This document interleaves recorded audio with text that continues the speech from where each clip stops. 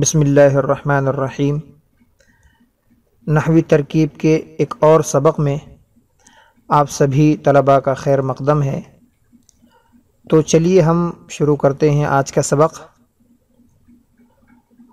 اب تک ہم جملے اسمیہ کے کچھ اصول اور ضوابط کو پڑھ چکے ہیں۔ ان اصولوں میں پہلا اصول یہ تھا کہ جملے اسمیہ میں دو ہی جز ہوتے ہیں، مبتدا اور خبر۔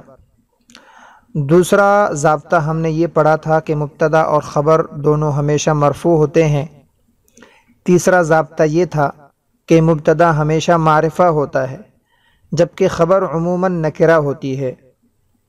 اور اس کے بعد ایک نوٹ کی شکل میں ضابطہ لکھا تھا، اس کے ہم نے اب نمبر دے دیا کہ جملے میں اگر ایک کلمہ معرفہ اور ایک نکرہ ہو، یعنی کوئی جملہ ہمارے سامنے ہو، جملہ اسمیہ، اس میں سے ایک کلمہ معرفہ ہے اور ایک نکرہ ہے، تو ہم یہ کریں گے کہ معرفہ کو مبتدا بنائیں گے اور نکرہ کو خبر بنائیں گے۔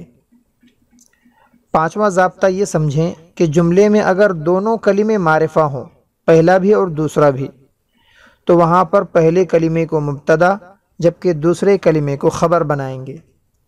انہی 5 ضابطوں کو مد نظر رکھتے ہوئے اب ہم مزید ترکیب کو آگے بڑھائیں گے، اور آج کی ترکیب ہم دیکھتے ہیں۔ ایک جملہ لکھا ہے زید عالم، زید عالم، زید عالم ہے۔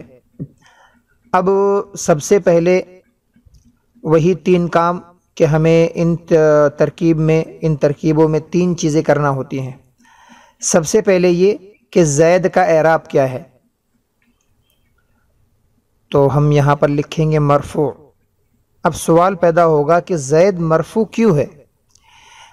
جواب یہ ہوگا کہ ابھی ہم نے جو پیچھے 5 ضابطے بیان کیے ہیں اس کے اندر ایک ضابطہ یہ ہے کہ مبتدا اور خبر ہمیشہ مرفوع ہوتے ہیں، تو یہ مبتدا ہے جو کہ ہمیشہ مرفوع ہوتا ہے، اس لیے اس کا اعراب بھی مرفوع ہوگا۔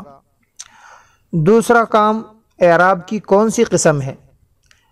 مرفوع تو ہے لیکن لفظاً ہے، تقدیراً ہے یا محلاً ہے؟ تو جواب آئے گا لفظاً۔ سوال پیدا ہوگا اس کا اعراب لفظاً کیوں ہے، تقدیراً یا محلاً کیوں نہیں؟ تو جواب یہ ہے کہ محلاً تو اس لیے نہیں ہو سکتا کہ یہ مبنیات میں سے نہیں ہے، اور تقدیراً بھی نہیں اس لیے کہ اس میں متمکن کی جو 16 قسمیں ہیں، یہ ان میں سے سب سے پہلی والی قسم ہے، مفرد منصرف صحیح، جس کا اعراب حالت رفعی میں ضمے کے ساتھ ہوتا ہے۔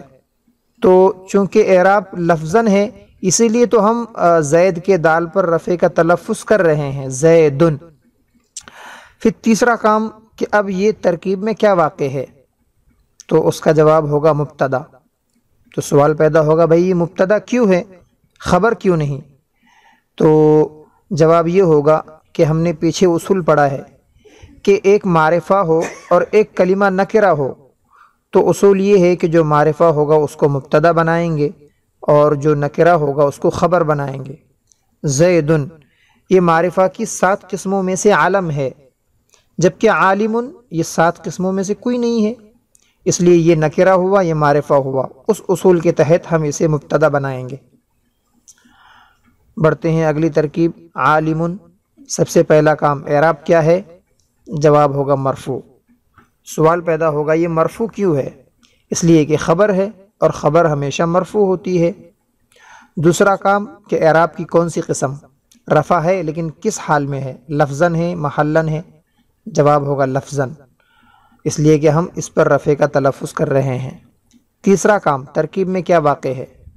جی خبر واقع ہے۔ کیوں خبر واقع ہے، مبتدا کیوں نہیں؟ اس لیے کہ مبتدا تو پہلے آ چکا، اور جملہ اسمیہ میں 2 ہی جز ہوتے ہیں، ایک مبتدا ایک خبر۔ جب مبتدا آ گیا تو اب دوبارہ تو مبتدا نہیں آئے گا، اب اس کا دوسرا جز یعنی خبر باقی ہے، وہ خبر ہوگی۔ اور دوسری بات یہ کہ یہ جو معرفہ ہے یہ نکرہ ہے، معرفہ کو ہم نے مبتدا بنایا تو اب نکرہ کو ہم خبر بنائیں گے۔ تو اس طریقے سے اب ترکیب کا حاصل نکلے گا، مبتدا اپنی خبر سے مل کر جملہ اسمیہ خبریہ ہوا۔ اس ترکیب میں ہم نے جو مثال دی وہ دونوں جگہ پر جو اعراب تھا وہ لفظاً تھا، زیدن کا اعراب بھی لفظاً اور عالم کا اعراب بھی لفظاً۔ اب ہم ایک اور مثال لیتے ہیں ذرا ہٹ کر، اور وہ لیتے ہیں موسیٰ نبی۔ اب ہم اس کی ترکیب دیکھتے ہیں۔ سب سے پہلے موسیٰ، اعراب کیا ہوگا؟ مرفوع۔ بھئی مرفوع کیوں ہوگا؟ اس لیے کہ مبتدا ہے، اور مبتدا ہمیشہ مرفوع ہوتا ہے۔ اب یہ رفع کس حال میں ہوگا؟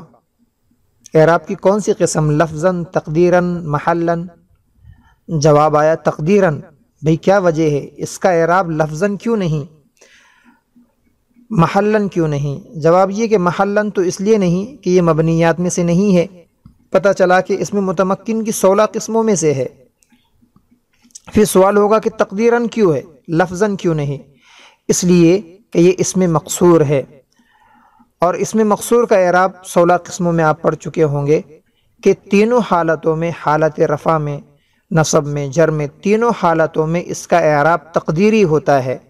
تقدیری ہونے کا مطلب یہ ہے کہ ہم تلفظ نہیں کر سکتے، ہم فرض کر رہے ہیں کہ یہاں پر رفع ہے، تو اس کا اعراب رفع ہے اور تقدیری ہے۔ تیسرا کام جو کرنا ہوتا ہے کہ یہ چیز ترکیب میں کیا واقع ہے، تو جواب ہوگا مبتدا۔ سوال بے مبتدا کیوں ہے؟